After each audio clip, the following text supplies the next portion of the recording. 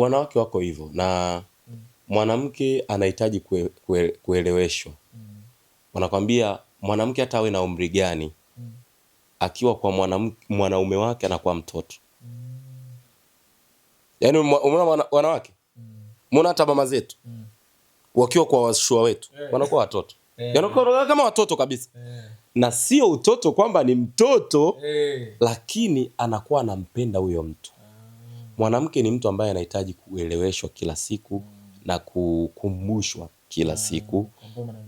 Na wewe ni jukumu lako. Mwanamke unaweza kumwambia nakupenda saa 1 asubuhi.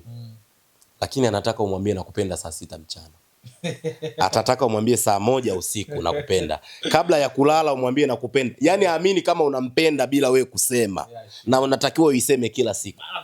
Uiseme nakupenda mke wangu, nakupenda mpenzi wangu. Seme tu. Kwani inachukua muda gani? Kwa hiyo wanawake wako hivyo. Na mwanamke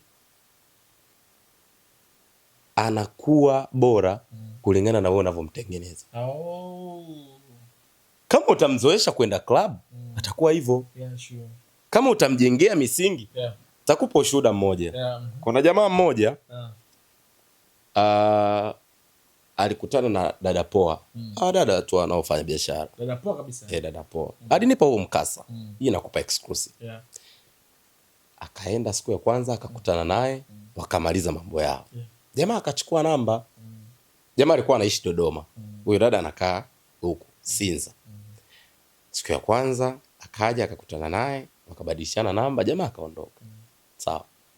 Akarudi weekend iliyofuata akampigia, bwana upo njoo. Sawa, kwa sababu si ashafahamiana naye. Siku ya pili hiyo wakakaa siku 3. Umeelewa? Sasa ikatokea yule jamaa akaanza kuwa na hisia na yule dada. Ni dada poa. Na kukumbusha. Lakini anaanza kuwa na hisia naye. Kaambia kwani uwezi ukaachana na hivi vitu mimi nikakuoa? Kweli kweli wakakubaliana. Yule jamaa akamuoa yule dada. Sure. Amemuoa. Ni mama wa watoto 3 sasa hivi. Huyo dada anakuambia ameacha hayo mambo kabisa na ametulia kwenye ndoa na mume wake. Na haina matatizo. Haina matatizo. Imenyooka. Unamtengeneza mtu unayemtaka wewe. Mwanaume unamtengeneza mwanamke unayemtaka wewe. Ina depend na wewe sasa. Uwezo wako, ustahimilivu wako upoje? Sure. Lakini yani ndio maana nakwambia mwanamke unaweza kumbadilisha. Kwa sababu mpaka huyo mwanamke kajiingiza kwenye hayo mambo. Kuna mwanaume alimpelekea kuwa vile. Sure. Umeelewa? Sababu hakuzaliwa vile. Au malezi yake ya kumlea aende kwa dada poa, hapana. Unakuta kuna mwanaume alimfanyia mambo akajikuta huko. Umeelewa? Lakini kuna mwanaume pia akaja kumbadilisha. Sababu yeye aliona kabisa mimi huyu mtu naweza nikamuoa na tukatengeneza familia.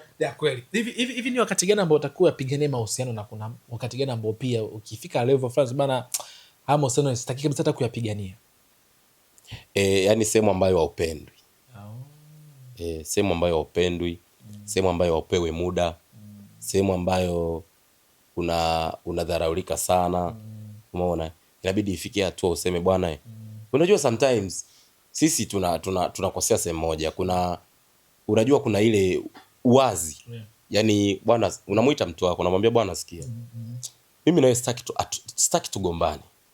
Wewe ni mtu mzuri sana, wewe ni mtu mwema sana, lakini mimi na wewe kuingia kwenye mahusiano imekuwa ngumu. Yaani mimi na wewe swala la mahusiano haliwezekani. Sure.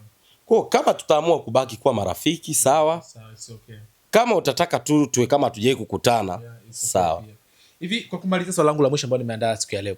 Hivi ni ukipewa nafasi ya kumshauri mtu ambaye anaingia kwenye mahusiano leo, atamani aanze kuenjoy mahusiano, aingie katika wanaita dimbwi, bahari ya mapenzi kwenye malavidavi wanaita kwenye manini, mtanisaidia kwa watu wengine kwenye mahaba, ajifunze nini hasa huyu mtu ambaye anaingia katika mahusiano siku ya leo?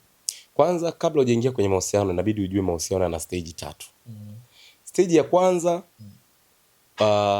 ni kuingia kwenye mahusiano na upate heartbreak mbaya sana ambayo itakuvuruga vizuri ubongo wako na moyo wako ujue kwamba kumbe mahusiano yako hivi. Yani mentality yako uloingia nayo hiyo ya mahaba sijui nini ikatwe kabisa. Ikatwe kwanza. Alafu ya pili upate mtu ambaye ni sahihi wakati ambao sio sahihi. Lazima ujifunze pia. Unajifunza. Yani unapata mtu ambaye ni sahihi. No. Ya pili unapata mtu ambaye ni sahihi kwako kabisa. Alafu aondoke kwa ujinga wako mwenyewe. Umpoteze. Umpoteze. Hiyo itakufundisha uwajibikaji kwamba okay, kumbe mimi nilikosea. Kumbe mimi natakiwa niwe nawajibika. Mimi nitakiwa nifanye hiki nilikosea. Hiyo inazidi kukupa shule pia. Alafu ya tatu ndio ile upate mtu sahihi wakati ambao sio sahihi. Aondoke. Kwa ukishapitia hizo stage zote hizo zinakufanya uwe mtu bora sana kwenye mahusiano. Kwa sababu mahusiano ni shule. Unajifunza kutokana na makosa. Unajifunza kutokana na vitu ambavyo vinatokea. Yaani mahusiano hayawezi kuwa theory. Lazima yawe practical. Lazima uingie field. Lazima experience. Mimi Victor siwezi kuja kukueleza mahusiano kama hujaingia kwenye mahusiano. Yaani siwezi kukueleza maana ya usaliti ukanielewa kama hujai kusalitiwa. Siwezi kukueleza maana ya kuachwa kama hujawahi kuachwa. Kwa hiyo lazima uone kama naongea vitu sieleweki hivi. Lakini kama kweli ushawahi kusalitiwa, kweli ushawahi kusingiziwa mimba, kweli kama yani lazima tuongee lugha hii moja. Hapo akili lazima ikutulie. Lazima akili ikae sawa. Kwa hiyo watu wajue kwamba mahusiano sio lele mama. Mahusiano sio kwa watu wadhaifu. Mahusiano ni sehemu ambayo inahitaji kusamehe kila siku. Yani unajua ile 7 mara 70 msamaha ndo tunai-apply huko sasa. Hii tunai-apply huko. Huko kwingine acha. Ila kwenye mahusiano ndo hii yani nasema tunai-apply huko kwenye mahusiano. Hiyo 7 mara 70 kwa siku. Kusamehe. Jiandae kusamehe.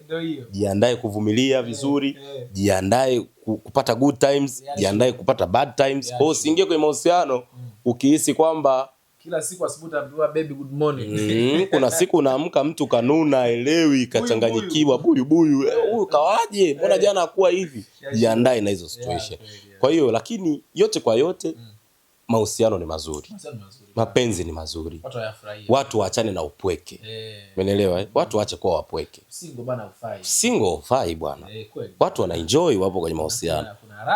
Kuna raha, yani ni raha kuwa kwenye mahusiano. Imagine umetoka zako kwenye kazi afu unakutana na mtoto mzuri anakupa pole baby na kazi.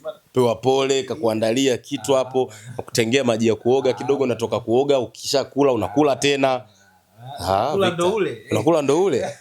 Kwa hiyo yote kwa yote lazima utengeneze mahusiano yaliyokuwa bora. Japokuwa haya mambo yote yatatokea, lakini uingie kwenye mahusiano na mtu ambaye mtaelewana.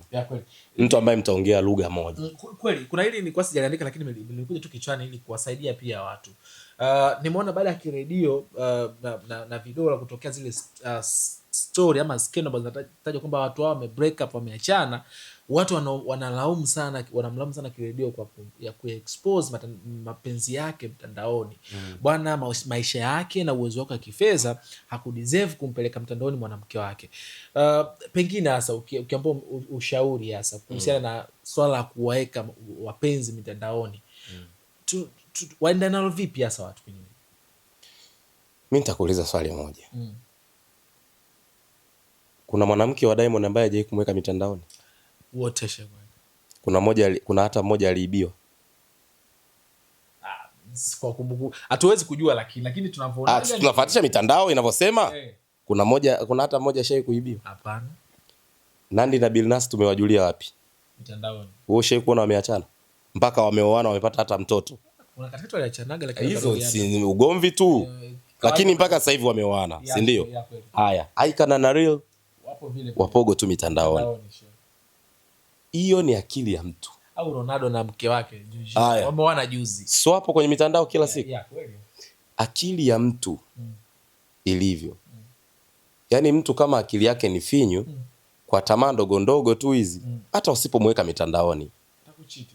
Juzi kuna content nimefanya nikasema wanaume wengi wanajiongopea kitu kimoja. Wanahisi labda wanawake ambao sio wa mitandaoni ni wanawake ambao wametulia. This is wrong. Hii ni naipinga kabisa. Kuna wanawake hawapo mitandaoni na ni wabaya sana kuliko wanawake ambao wapo mitandaoni. Kwa expose kwa sababu it's your choice. Unaweza mkaamua tuingie mitandaoni au tusiingie mitandaoni. Na mwanamke anayeibiwa ni yeye mwenyewe kaamua kuibiwa tu. Kwani yule mwanamke akikataa kwamba sikutaki, atatekwa. Atakuja kulazimishwa. Ni yeye mentality yake.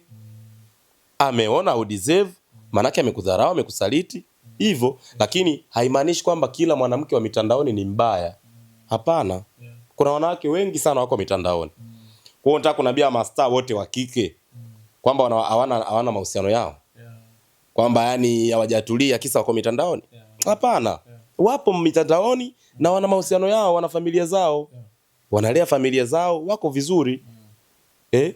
Na kuna wanawake ambao hawapo mitandaoni na ni hatari zaidi.